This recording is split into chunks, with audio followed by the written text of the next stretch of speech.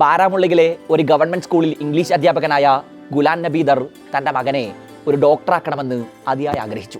പക്ഷേ അവൻ്റെ സ്വപ്നം ആ 22 വര പിച്ചും മൈതാനങ്ങളുമായിരുന്നു. ബാല്യം മുതൽക്കേ ക്രിക്കറ്റിന് പിറകിൽ സഞ്ചരിച്ച ആക്കിബിനെ ഗുലാം നബി പല കുറി ഉപദേശിച്ചിട്ടും അവൻ്റെ മനസ്സ് മൈതാനങ്ങളിൽ തന്നെ ഉടക്കിക്കിടന്നു. സ്റ്റേറ്റ് അണ്ടർ-19 ടീമിലേക്ക് വിളിയെത്തിയതിനു ശേഷം പിന്നെ മകൻ്റെ സ്വപ്നങ്ങൾക്ക് പിറകിൽ സഞ്ചരിക്കാൻ ഗുലാം നബിയും തീരുമാനിക്കുന്നു. ഗള്ളി ക്രിക്കറ്റ് മാത്രം കളിച്ച് നടന്നിരുന്ന കാലത്തെ ഓർമ്മകൾ അയവിറക്കുന്നുണ്ട് ഒരിക്കൽ ആക്കിബ്.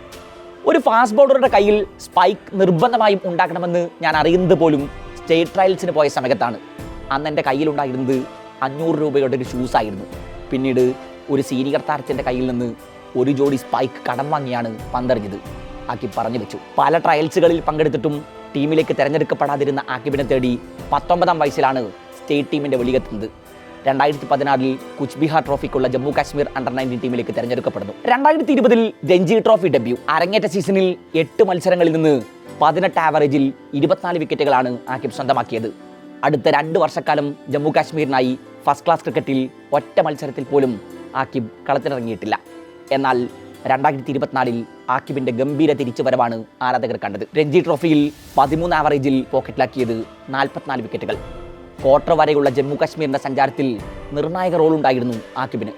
ക്വാർട്ടറിൽ കേരളത്തോട് പരാജയപ്പെട്ടാണ് പിന്നീട് കാശ്മീർ പുറത്തായത്.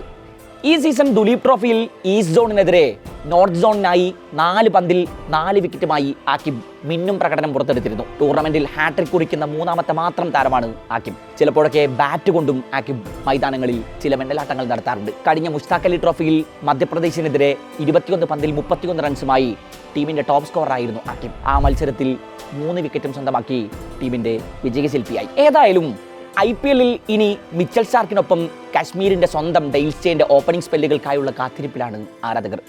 മുടക്കിയ 8 കോടി വെറുതെയാകില്ല എന്ന് ഉറച്ചു വിശ്വസിക്കുന്നുണ്ട് ഡൽഹി ആരാധകർ.